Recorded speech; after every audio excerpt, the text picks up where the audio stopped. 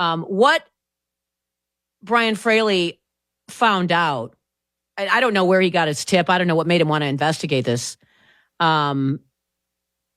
is that the Department of Public Instruction spent $368,000 to have a secret conference on changing DPI proficiency standards while partying at water parks in the Wisconsin Dells.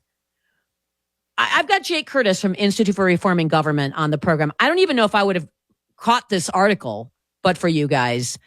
So the legislature's put a halt on $1 million for DPI, but it's temporary. So I'm not sure if it's going to last. But they spent almost $400,000 to party in the Dells. But at the same time they were partying in the Dells, there were people working on lowering standards in Wisconsin. And we have zero information about what was discussed, how it was done, what data was used, right? Morning, Vicki, and that's absolutely right. And I'm really glad you're hitting on what I think is the most important point here. Obviously, we care about the use of taxpayer resources. I'm hoping Brian continues to dig on exactly kind of what was spent, why it was spent. But I think you're hitting on the really critical point here is Brian is also trying to figure out, how the decision processes were made at this conference or gathering, and what were the presentations, what was the background of some of the speakers, and to me that's really critical because remember, let's just take a step back. Early June of 2024 is when these cut scores were adjusted. Quentin Claiborne at IRG did tremendous work. He put out a report later that year, I think it was around October, that really did a deep dive and looked at, as you alluded to, Vicki, really by changing these cut scores, we were lowering standards, right? Like students that were previously not meeting standards, all of a sudden overnight we're meeting standards. And anybody that, whether it's the private sector, the government, heck, if it's dealing with your kids, that's the easy out. It's just to lower standards and then just consider people proficient. And so really that's the most critical thing here. But then also, as you alluded to, I think as Brian's work at Dairyland Sentinel has shown, oversight's important. That's what we're doing at IRG because there were NDAs.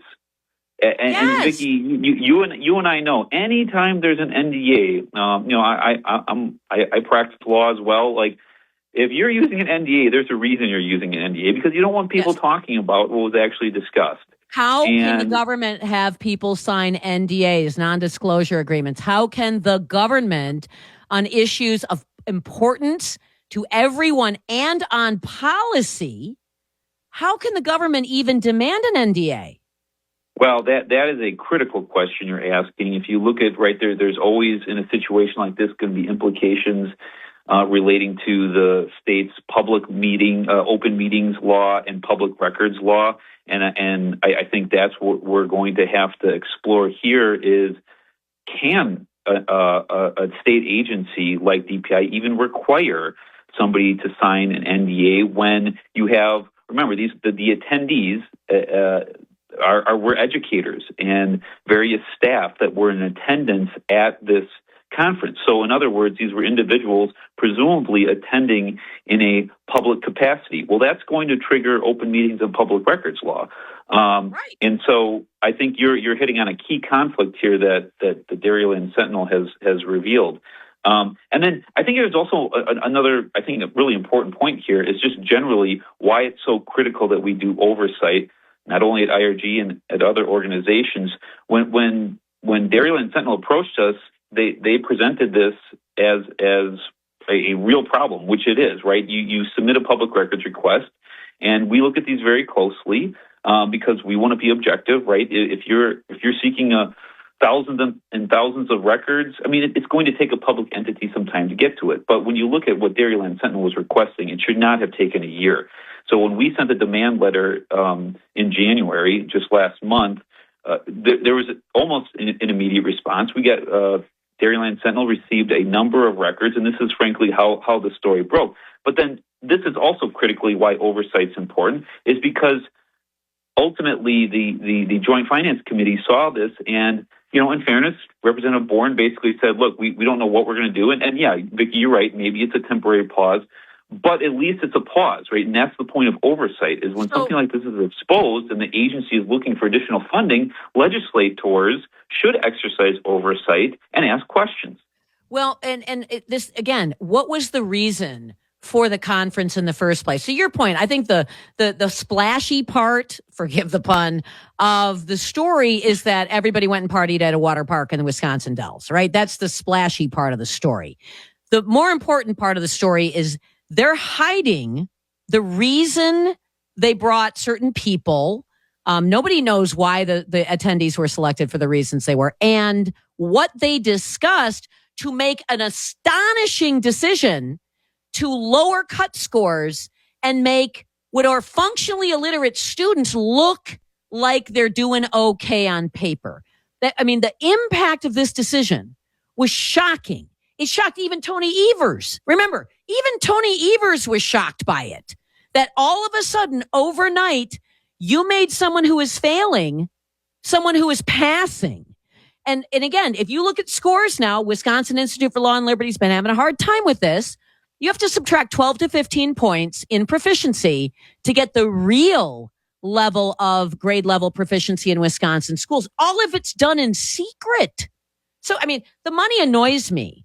Partying in the Dells, I get why you wanna, but that annoys me. But who in the heck was arguing for this? And I would like to see the slides. I want to see the speakers list. I want to hear the recordings. I want to read minutes. None of it exists. That's absolutely right, Vicki. And again, I'm going to put in a plug for the report that Quentin from IRG did. It is October of 2024, and he looked at it, testing our patients, how Wisconsin lowered standards, widened the achievement gap, and busted its state exams. I think you're hitting the nail on the head. Yes, we need oversight, and if funds were inappropriately spent, that needs to be analyzed. And I think GFC is doing the appropriate thing here. But the more important thing is, right, we have one of the worst urban districts in the country in MPS, and it's borderline criminal what's happening there, right? We have an entire generation of kids that are not reading proficiently, that can't do simple math functions proficiently. That's the problem. And to your point, Vicki, we got to find out what happened at the resort. But more importantly, we need to find out why these the cut scores were lowered, and exactly what was the basis as far as what were PowerPoints, what presentations were given. Interestingly, right, there is a report from DPI that you can look at. It's 324 pages, but essentially is essentially kind of memorializing the decision, how the decision was made, why the decision was made. The exchange. You have what, 85 public officials and board members and school staff meeting in the Dells in June of 2024. What were the discussions, right? If this is a normal gathering of school board members, of other public officials, right, that would trigger the open meetings law, and the public would have been able to observe and try to understand kind of what was happening. And that's I think the rub. I think you're hitting the nail on the head. That's where we really need to dig in to see why and how these decisions were made. And if that requires JFC to withhold funds and ask more questions, they absolutely have the right to do that as oversight agents. I think you bring DPI in and you say, cough up all of the information, all of it. Give us those NDAs. We want to see what the NDAs said. We want to know who is there. We want to know what they said. Bring them all in. Bring them, for instance, in Madison, there was one teacher in Madison that Dairyland Sentinel found was there. She's all about equity. She's all about social justice. She's all about decarceration. So what was she providing in terms of information, or what decision-making capacity did she have, et cetera? This is the legislature can do this. The Supreme Court hasn't taken this right away from them yet. They can bring everyone in and say, what did you talk about? You're under oath. What did you talk about? Tell us. Well, You know? I will try to not get on my soapbox here, Vicki, but the Wisconsin legislature has subpoena power. They have the ability to conduct oversight just like Congress does. I think it was Senator Wimberger who called for an audit, I believe, last week. Again, Representative Bourne has done great work in this. There are some legislators that are doing it. Frankly, we need more. They have these oversight tools, and in a situation like this, they should be asking really critical questions of DPI.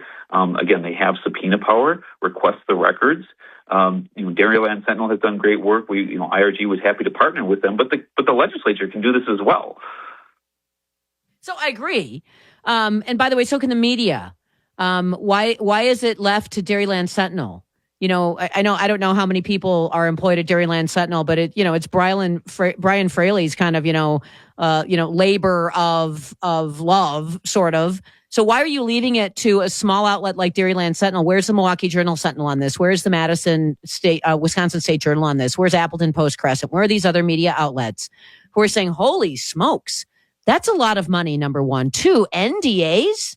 Why would we have NDAs when we're talking about changing scores? What went into the decision-making process? See, but we don't have that curiosity, because to rattle the cage is to potentially put the Democratic Party in an unkind light, as it were. So, but for you guys, would I have even known about it? But for Brian, nobody would. And good on him. And I hope people get on this. But, our sort of side media needs to start diving into this as well.